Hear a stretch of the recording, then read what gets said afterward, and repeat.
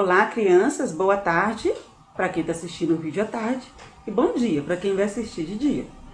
Hoje nós vamos na aula de ciências corrigir atividades sobre os peixes, da página 42 e 43, e depois nós vamos começar a estudar sobre os anfíbios, tá? Então antes da gente corrigir atividades sobre os peixes, o para casa, vamos relembrar um pouquinho sobre este grupo de animais. Os peixes é considerado o maior grupo de vertebrados, né? Então, os peixes, o maior grupo de vertebrados são os peixes, né? O que nós temos que saber sobre os peixes? Eles vivem em ambiente aquático. Esse ambiente aquático pode ser em água doce, lagoas, rios, ou pode ser também em ambiente de água salgada, nos mares e oceanos. Ele se locomove com o auxílio das nadadeiras. E o próprio formato do corpo do peixe já facilita essa locomoção através da natação, né? O jeito alongado dele, as nadadeiras já facilitam propriamente para ele nadar mesmo, tá bom? Precisamos relembrar também que os peixes respiram pelas brânquias, que são estruturas que ficam na pele do peixe, uma estrutura avermelhadinha que fica na pele do peixe, né? E que do lado de fora da água, as brânquias não funcionam. Então, por isso que fora da água, os peixes não sobrevivem. Vimos também que os peixes eles podem se alimentar de plantas, de ovos e de outros peixes também, né? E também os peixes, né? Alguns peixes servem de alimento para nós, seres humanos. Tinha até uma questão assim no para casa, né? Então, na página 40, antes tem a página 42 aqui, o Aprendendo Mais, bem interessante, sobre o peixe poraquê, né? Este Aprendendo Mais aí. Então, o peixe poraquê, tá falando assim, poraquê, um peixe chocante. Ele é considerado um peixe elétrico do Amazonas. Por quê? Porque esse peixe tem muito poraquê lá no Amazonas. E esse peixe, ele é também chamado de peixe treme-treme. Esse nome é de origem indígena, que significa aquele que faz dormir. Mas não é fazer dormir de deitar, de fazer carinho na gente, né? Até dormir, não, pelo contrário. Ele fala, o nome dele significa que faz dormir porque ele dá um choque. Exatamente, um choque. E esse choque é capaz de fazer desmaiar um cavalo, um cachorro. Ele pode dar choque num jacaré. Inclusive, dependendo do choque, pode até levar à morte desses animais, né? E aí, este peixe, poraquê lá no Amazonas, ele é um peixe muito temido. O que é temido? As pessoas têm medo, né? Primeiro, por causa do choque. E ele também ele pode alcançar até 2 metros de comprimento. Então imagina, como se fosse um monstro do lago, né? Quem não teria medo? Também, né? Um peixe grande e que pode dar choque, né? Chamado de treme-treme. Então, muitas pessoas, né, lá no Amazonas, temem esse peixe, né? De encostar, né? Encostar na pele da gente, né? Dependendo do choque, pode ser sério, bem grave. Então, tem a questão 1 aqui, ó, sobre o peixe poraquê. Apresente a razão de os poraquês serem considerados perigosos. Então, eles são considerados perigosos pelo choque que ele dá, né? Esse choque é capaz até de matar, né? Faz desmaiar cavalos, jacaré, e é um choque, né? De uma gravidade grande, que pode até causar morte. Então, por isso, ele é considerado perigoso, né? Então, com isso, ele espanta os predadores, né? Porque é um animal que chega perto dele, ele dá um choque. Então, os predadores, né? Rapidinho são capturados por ele para ser comido, né? É uma estratégia também dele. Aí, o para casa, aqui da página 43, antes de seguir, tem uma tabela, que nessa tabela era para você colocar o tipo de peixes, né, que serve de alimento para sua família, você dá 4 exemplos, e colocar a origem. Qual a origem? Se ele é de água doce ou de água salgada. E preencher a tabela. Então, o nome do peixe e a origem. Por exemplo, vou falar de 4 aqui. O dourado, a origem, água doce. Sardinha, origem, água salgada. Atum, né, que a gente consome muito, água salgada. Merluza, filé de merluza, né, também é muito consumida em nossas casas, água salgada.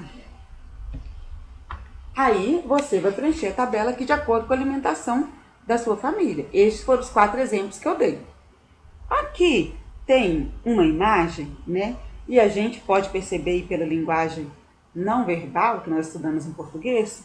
Olha aqui, a linguagem não verbal aqui mostra pra gente que esse peixe não está feliz. Ele está triste. Olha aí o tipo de linguagem que ele está detectando pra gente. E ele fala assim: aqui está tão chato, preciso de alguma coisa divertida. Talvez eu coloque uma piscina aqui. Porque este peixe, ele está no aquário, né? Não tem outros peixes lá com ele, você pode reparar que ele está um peixe sozinho.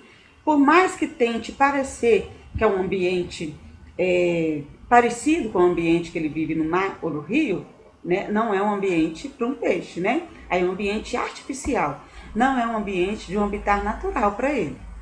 Então, na letra A, fala assim: a solução encontrada pelo peixinho se baseia no tipo de ambiente natural que ele ocupa e no tipo de locomoção que ele tem. Identifica o ambiente e o tipo de locomoção que os peixes realizam. Então, você vai colocar aí na letra A: ambiente, ambiente aquático, né? Os peixes vivem em ambiente aquático. Locomoção, natação, né? Ele se locomove nadando. Letra B: o peixe da tirinha está em seu ambiente natural? Justifique. Não, ele não está no ambiente natural. O aquário é um ambiente artificial para o peixe, não é um ambiente natural, né? Aí vamos continuar na página 44, letra C. Letra C. A maioria dos peixes consegue respirar embaixo d'água, enquanto os seres humanos não. Qual a estrutura que permite que os peixes respirem embaixo d'água? Então, essas estruturas são as brânquias, né? Então, você vai colocar aí na resposta: o nome da estrutura são as brânquias. Número 8. Você vai fazer um X no quadrinho aqui, preenchendo sobre as características dos peixes. Então, no primeiro quadrinho aqui, são vertebrados? Sim. Ambiente é o que ocorre? Primeiro quadrinho, aquático de água doce? Rios, lagos e açudes? Sim. Próximo quadrinho, aquático de água salgada? Sim. Terrestre? Não. Não marca este quadrinho. Agora, quanto à alimentação? Plantas e animais? Os dois? Vamos marcar os 2 quadrinhos. Outro quadrinho, tipo de locomoção? Arrastam? Não. Anda ou corre ou salta? Não. Alguém aí já viu um peixe andando? Nunca vi. Ele não anda, não corre, nem salta, né? Nadam? Sim. Voam? De jeito nenhum. Então, terceiro quadrinho, né? Nadam. Então, terminamos a correção da aula passada. Então, agora nós vamos começar na aula de hoje sobre anfíbios, né? Que começa aqui na página 44. Então, aí no seu livro didático, na página 44, tem alguns exemplos de anfíbios, né? Tem o sapo, perereca, salamandra, cobra cega. Estes são alguns exemplos de anfíbios. E uma curiosidade é que a cobra cega está escrita aí embaixo, olha. É o único tipo de anfíbio que possui o corpo assim, ó, alongado, igual a minhoquinha. Então, o único tipo de anfíbio que tem o corpo alongado é a cobra cega. E também não tem patas, tá bom? Então, essa é uma curiosidade desse tipo de anfíbio aí, a cobra cega. Na página 45, você vai pegar o seu marca-texto e já vai marcar aí a primeira frase, que fala que anfíbio significa vida dupla. Como assim, professora, vida dupla? É porque o anfíbio, ele passa parte da vida dele na água e parte da vida dele na terra. Por isso, esse significado do nome dele de vida dupla, tá? O que mais sobre os anfíbios que nós precisamos saber? Ele fica no ambiente aquático, né? Quando ele ainda é filhote. E no ambiente terrestre, quando ele já é adulto, tá? Então aqui tem uma imagem dos girinos, filhotes. Então os girinos aí num riacho, né? No ambiente aquático. Observe como os filhotes desses animais se parecem com pequenos peixes. Então ele está no ambiente aquático, né? E esse ambiente aí, ele respira pelas brânquias.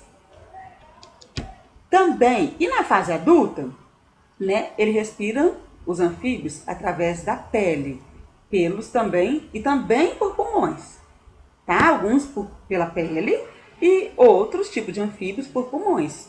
O que são pulmões? São órgãos, né? Que os anfíbios têm, não é parecido com o pulmão da gente, é um pouco diferente, né? E que retira oxigênio e ar, tá bom? A pele dos anfíbios, gente, é uma pele fina e úmida, né? Você pode reparar que a pele do sapo, que é um tipo de anfíbio, é fininha e é úmida, mas pode produzir substância tóxica, né? O que é substância tóxica? Que pode fazer mal pra gente. Então, se eu encontro um sapo no quintal, não posso sair lá pegando o sapo. Ah, que bonito pegar o sapo, né?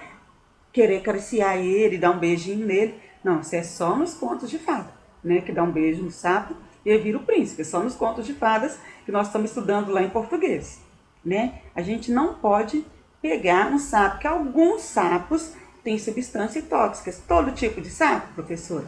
Não, não são todos, né? A maior parte dos anfíbios é inofensiva aos seres humanos.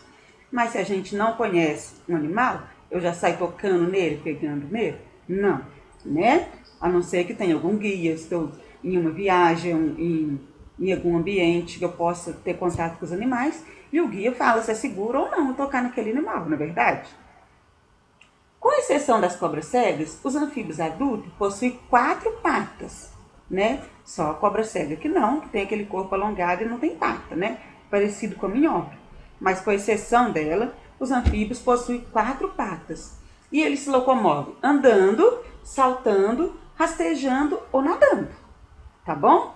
Então ele nada, ele rasteja, ele salta também. E se alimentam de pequenos invertebrados e invertebrados. Então lá no final da página 45, tem o sapo cururu, né? Daquela música que a gente cantava lá na educação infantil, no primeiro ano, o sapo cururu na beira do rio. Então olha aí o sapo cururu, né? E aí, tá vendo essa setinha aí de verde? Nessa setinha verde aqui, aí tá lá no quadrinho, que é uma estrutura produtora de substâncias tóxicas, né? No sapo cururu. Então o sapo cururu, ele é um anfíbio comum aqui no Brasil. E aí, olha aí dentro do quadrinho. Observe na pele do sapo a estrutura produtora de substâncias tóxicas. Essa substância pode matar, por exemplo, um cachorro de pequeno porte, né? E pode causar mal-estar aos seres humanos, né? Então, se eu tiver contato, eu pegar um sapo cururu, tiver contato com essa substância, pode fazer mal para mim. Aí nós vamos fazer a página 46 juntos, o antes de seguir. Aí na página 46, nós vamos marcar o X na fichinha, né? Igual aquela fichinha dos peixes, né? Cada classe de animais já tem uma fichinha dessa. E agora nós vamos marcar a fichinha dos anfíbios. Então, o primeiro quadrinho aí, são vertebrados? Sim, você vai marcar o quadrinho de sim. Ambiente em que ocorre? Aquático de água doce, rios, lagos e açudes? Sim, pode marcar um X neste quadrinho. Segundo quadrinho do ambiente. Aquático de água salgada, mares e oceanos? Não, não tem anfíbio em mar. Terceiro quadrinho, terrestre? Sim, né? Ele não é considerado vida dupla, um anfíbio? Aquático e terrestre, mas aquático de água doce. De água salgada não existe anfíbio de água salgada, tá bom? E o terrestre, sim. Alimentação, plantas ou animais? Animais, né? Eles se alimentam de pequenos animais invertebrados e também vertebrados. E o outro quadrinho, tipo de locomoção. Arrastam-se? Sim. Andam, correm ou saltam? Sim. Nadam? Sim. Voam? Não. Não tem anfíbio que voa. Número 10. Essa questão aqui sobre essas imagens. Observe as figuras a seguir. Nas imagens ao lado, escreva o número 1 para o animal adulto e 2 para o filhote. Então, nessa primeira imagem aqui, do girino, é número 2, né? Que ele é filhote. E aqui na segunda imagem, já é o sapo adulto. Então, número 1. Então, ficou 2, 1. Letra B. Como é chamado os filhotes de sapo? Nós vimos que o filhote de sapo é chamado de girinos, tá? Letra C. Identifica o ambiente onde vive o animal adulto e o filhote.